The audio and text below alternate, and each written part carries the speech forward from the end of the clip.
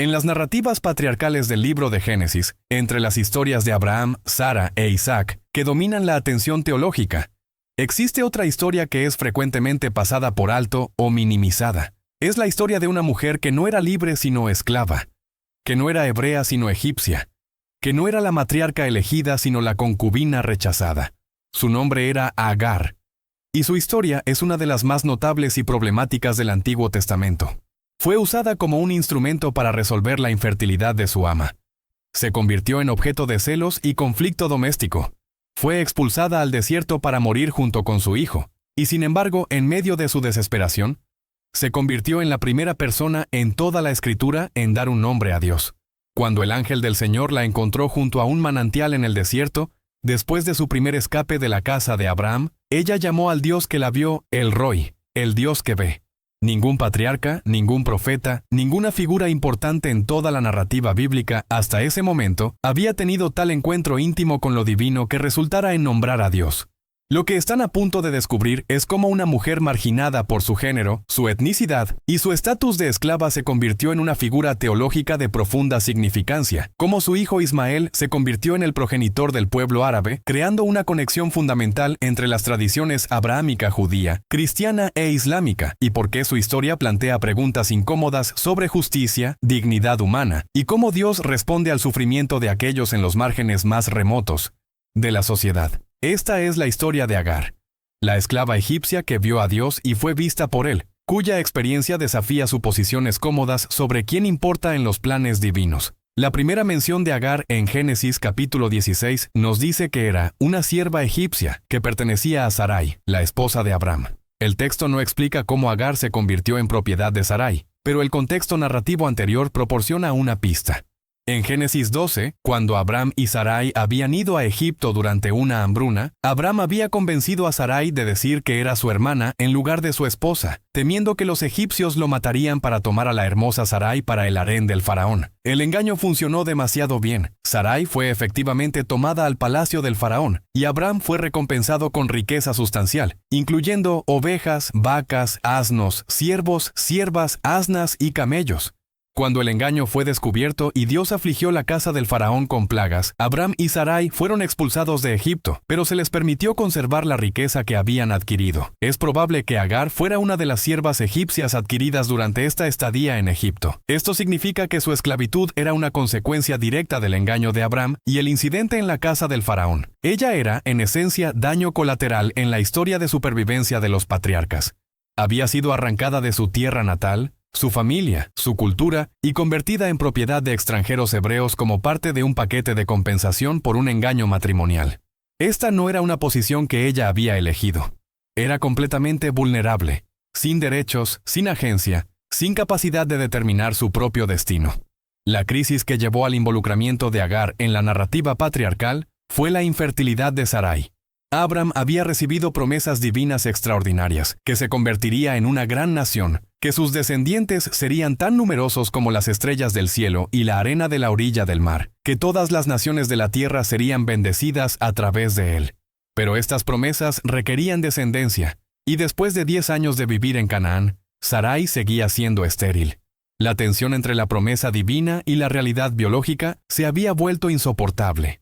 Sarai propuso una solución que era común en el mundo del antiguo cercano oriente: la maternidad sustituta a través de una esclava. Dijo a Abraham: «Ya ves que Jehová me ha hecho estéril. Te ruego pues que te llegues a mi sierva. Quizá tendré hijos de ella». Esta práctica, documentada en textos legales de Mesopotamia como los códigos de Hammurabi y las tablillas de Nuzi, permitía que una esposa infértil proporcionara una esclava a su marido para producir herederos. Cualquier hijo nacido de tal arreglo legalmente pertenecería a la esposa, no a la esclava que lo había dado a luz. La esclava funcionaba meramente como un útero sustituto, sin derechos maternos sobre el niño que llevaba. El texto registra simplemente: «Y Abraham hizo caso a la voz de Sarai». No hay indicación de consulta con Dios, de oración por dirección, de consideración de si esta era la manera apropiada de cumplir la promesa divina. Y crucialmente, no hay indicación alguna de que Agar fuera consultada o de que se le diera alguna elección en el asunto. Ella era propiedad. Su cuerpo, su capacidad reproductiva, todo era para ser usado como sus propietarios decidieran. El texto dice: «Y Sarai». tomó a Agar, su sierva egipcia, y la dio por mujer a Abram su marido. Agar fue tomada y dada como un objeto, un medio para un fin, sin consideración de sus propios deseos, sentimientos o humanidad. Cuando Agar concibió, la dinámica del hogar cambió dramáticamente. El texto dice, y cuando vio que había concebido, miraba con desprecio a su señora. Este breve versículo contiene mundos de tensión psicológica y social. Agar, la esclava que no tenía nada, ahora tenía algo que su ama poderosa no tenía, un hijo del hombre que sería el padre de naciones. En una sociedad donde el valor de una mujer estaba íntimamente conectado con su fertilidad y su capacidad de producir herederos, particularmente herederos varones, Agar súbitamente tenía estatus que Sarai carecía. Su desprecio hacia Sarai puede haber sido una respuesta comprensible, aunque imprudente, a años de ser tratada como propiedad sin valor. Ahora ella tenía algo de valor, y lo sabía. La reacción de Sarai fue furiosa e injusta. Fue a Abram y se quejó. «Mi afrenta sea sobre ti. Yo te di mi sierva por mujer, y viéndose encinta me mira con desprecio. Juzgue Jehová entre tú y yo». Esta queja revela la irracionalidad de los celos.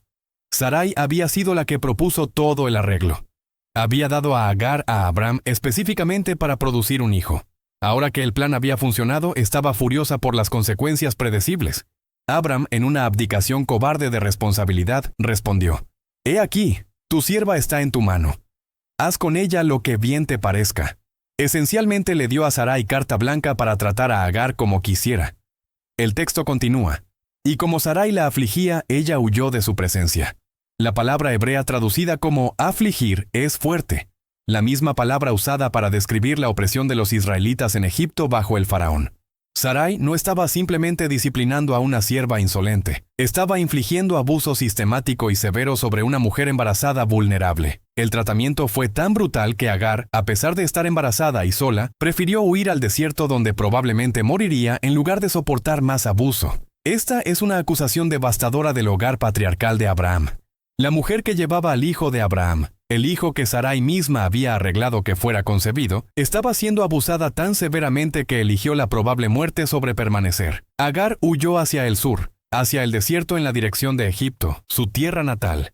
El texto dice que el ángel del Señor la encontró junto a una fuente de agua en el desierto, junto a la fuente que está en el camino de Shur. Esta fuente de agua era literalmente un oasis de vida en medio del páramo del desierto. Sin agua, Agar habría muerto en cuestión de días. El hecho de que el ángel del Señor la encontrara aquí, en este lugar marginal lejos de los centros de civilización y poder, es teológicamente significativo. Dios no estaba solo con los patriarcas en sus campamentos. Dios estaba también en el desierto, viendo y respondiendo al sufrimiento de una esclava fugitiva. El encuentro entre Agar y el ángel del Señor es notable por múltiples razones. Primero, el ángel se dirige a ella por nombre: Agar, sierva de Sarai. Este reconocimiento nominal es significativo. En una sociedad donde las esclavas eran frecuentemente anónimas y desechables, Dios conocía el nombre de Agar. Ella no era simplemente la esclava egipcia, sino una persona individual con identidad propia ante Dios. Segundo, el ángel hace una pregunta que reconoce su agencia y su historia. ¿De dónde vienes tú y a dónde vas? Estas preguntas invitan a Agar a articular su propia narrativa, a ser sujeto de su propia historia en lugar de simplemente objeto en la historia de otros. La respuesta de Agar es directa y reveladora. «Huyo de delante de Sarai, mi señora». Ella no oculta que está huyendo, no racionaliza o justifica. Simplemente declara la realidad de su situación. El ángel del Señor responde con una instrucción que es tanto problemática como prometedora. «Vuélvete a tu señora y ponte sumisa bajo su mano». Esto suena como un mandato de regresar a la situación de abuso que había huido. Pero el ángel continúa con promesas extraordinarias que transforman completamente la situación. «Multiplicaré tanto tu descendencia que no podrá ser contada a causa de la multitud», declara el ángel. Esta es casi exactamente la misma promesa que Dios había dado a Abraham sobre sus descendientes. La esclava fugitiva está recibiendo una promesa abrahámica propia. Sus descendientes serán innumerables. Ella será matriarca de una multitud. Luego, el ángel proporciona información específica sobre su embarazo. «He aquí que has concebido y darás a luz un hijo, y llamarás su nombre Ismael, porque Jehová ha oído tu aflicción». El nombre Ismael significa «Dios oye». Un recordatorio permanente de que Dios había escuchado el sufrimiento de Agar. La descripción del carácter futuro de Ismael es ambigua y ha sido interpretada de varias maneras. y él será hombre fiero. Su mano será contra todos y la mano de todos contra él, y delante de todos sus hermanos habitará. La palabra hebrea traducida como fiero es pere, que literalmente significa asno salvaje, un animal conocido por su independencia y capacidad de sobrevivir en el desierto. Esto sugiere que Ismael y sus descendientes serían libres, no domesticados o controlados por otros, capaces de prosperar en ambientes donde otros no podrían. La frase sobre estar en conflicto con todos ha sido leída negativamente como prediciendo hostilidad perpetua. Pero también puede entenderse más neutralmente como describiendo el estilo de vida nómada de los pueblos del desierto, que mantienen su independencia a través de fiereza y adaptabilidad. La respuesta de Agar a este encuentro es uno de los momentos teológicos más extraordinarios en todo el Antiguo Testamento. Ella le da un nombre a Dios. Tú eres Dios que ve. En hebreo esto es El Roi, combinando el término semítico para Dios, con Roi, que significa el que ve o el que me ve. Este es el primer ejemplo en toda la Escritura de un humano dándole un nombre a Dios. Abraham no lo hizo. Sara no lo hizo. Isaac no lo había hecho todavía. Una esclava egipcia fue la primera en esta innovación teológica radical. Agar también exclamó: ¿No he visto también aquí al que me ve? Hay incertidumbre sobre el significado exacto de este versículo en hebreo, pero claramente expresa asombro de que ella, después de ver a Dios, todavía estuviera viva. En el pensamiento israelita antiguo, ver a Dios directamente era considerado fatal. Sin embargo, Agar había tenido un encuentro con lo divino y había sobrevivido. Ella había sido vista por Dios, y había visto a Dios, y vivía para contarlo. El pozo donde esto ocurrió fue nombrado Bir Lahai Roi, el pozo del viviente que me ve, un lugar que se convirtió en un sitio significativo en las narrativas patriarcales posteriores. Obedeciendo la instrucción del ángel, Agar regresó a la casa de Abraham. El texto continúa: Y Agar dio a luz un hijo a Abraham, y llamó a Abraham el nombre de su hijo que le dio Agar, Ismael. Siguiendo la instrucción divina, el niño fue nombrado con el nombre que Dios había designado. Abraham tenía 86 años cuando nació Ismael. Durante los siguientes 13 años, Ismael fue el único hijo de Abraham, el heredero aparente de todas las promesas. Abraham amaba a Ismael. Esto se hace claro en narrativas posteriores. Había invertido su identidad paternal en este hijo durante más de una década. Pero entonces, cuando Abraham tenía 99 años, Dios apareció nuevamente con la promesa de que Sara, ahora de 90 años, concebiría y daría a luz un hijo. Este hijo, Isaac, sería el hijo de la promesa, el portador de la alianza. La reacción de Abraham revela su apego a Ismael. Se rió de incredulidad ante la idea de que Sara pudiera concebir a su edad, y luego exclamó: Ojalá Ismael viva delante de ti. Abraham estaba esencialmente pidiendo a Dios que simplemente trabajara a través de Ismael, el hijo que ya tenía, en lugar de requerir este nacimiento milagroso tardío. La respuesta de Dios reconoció tanto la petición de Abraham como la reafirmación de que Isaac sería el hijo de la alianza. De cierto, Sara, tu mujer, te dará a luz un hijo y llamará su nombre Isaac. Y confirmaré mi pacto con él como pacto perpetuo para sus descendientes después de él. Y en cuanto a Ismael, también te he oído. He aquí que le bendeciré, y le haré fructificar y multiplicar mucho en gran manera. 12 príncipes engendrará, y haré de él una nación grande. Esta es una bendición notable para Ismael. Aunque no sería el portador de la alianza, sería bendecido, fructífero, padre de 12 príncipes, progenitor de una gran nación. Dios no estaba rechazando o desechando a Ismael. Estaba proveyendo para él abundantemente, simplemente de una manera diferente a Isaac. Cuando Isaac nació y fue destetado, típicamente alrededor de los 3 años en culturas del antiguo cercano oriente, Abraham hizo un gran festín. En esta celebración Sara vio a Ismael burlándose o jugando. La palabra hebrea es ambigua. Podría significar simplemente que Ismael, ahora adolescente de unos 16 o 17 años, estaba jugando, o podría implicar algún tipo de burla del niño Isaac. Sea cual sea el significado exacto, Sara interpretó el comportamiento de Ismael como una amenaza y exigió acción inmediata y drástica de Abraham. Echa a esta sierva y a su hijo, porque el hijo de esta sierva no ha de heredar con Isaac mi hijo. Esta demanda es notable por su crueldad deshumanizante. Sara no llama a Agar por nombre, sino que se refiere a ella como esta sierva. No nombra a Ismael, sino que se refiere a él como el hijo de esta sierva, negando su identidad y su relación con Abraham. La demanda de expulsarlos no era simplemente sobre la herencia, era sobre eliminar su presencia por completo, removerlos de la casa y, por implicación, de la vida. El texto registra que este dicho pareció grave en gran manera a Abraham a causa de su hijo. Abraham amaba a Ismael. La idea de expulsarlo, enviándolo lejos con su madre al desierto donde probablemente morirían, era profundamente angustiante. Pero Dios intervino diciendo a Abraham: «No te parezca grave a causa del muchacho y de tu sierva. En todo lo que te dijere Sara, oye su voz, porque en Isaac te será llamada descendencia, y también del hijo de la sierva haré una nación, porque es tu descendiente». Dios esencialmente instruyó a Abraham a hacer lo que Sara exigía, pero con la garantía de que Ismael sería protegido y bendeciría. A la mañana siguiente, Abraham despidió a Agar e Ismael. El texto dice: «Entonces Abraham se levantó muy de mañana y tomó pan y un odre de agua y lo dio a Agar, poniéndolo sobre su hombro, y le entregó el muchacho y la despidió». La provisión que Abraham dio era mínima: pan y un odre de agua. Para un viaje a través del desierto de Beerseba hacia el sur, esto era completamente inadecuado. No se menciona dinero, animales de carga, siervos para acompañarlos, ninguna de las riquezas masivas que Abraham poseía. Simplemente pan y agua, como si estuviera enviándolos a un viaje de un día en lugar de a un exilio permanente en el desierto. El relato de lo que sucedió después es devastador en su descripción del sufrimiento humano. Agar vagó por el desierto de Beerseba hasta que se acabó el agua. Cuando su hijo estaba muriendo de sed, lo dejó debajo de un arbusto, incapaz de presenciar su muerte. Se sentó a distancia, aproximadamente a un tiro de flecha, y alzó su voz y lloró. Este es el llanto de una madre completamente impotente, observando a su hijo morir lentamente de deshidratación, sin capacidad de salvarlo, sin esperanza de rescate. Es una de las escenas más patéticas en toda la narrativa bíblica. Pero Dios escuchó. Crucialmente, el texto dice: «Y oyó Dios la voz del muchacho». No fue el llanto de Agar, sino el llanto de Ismael lo que provocó la intervención divina. El ángel de Dios llamó a Agar desde el cielo. «¿Qué tienes, Agar?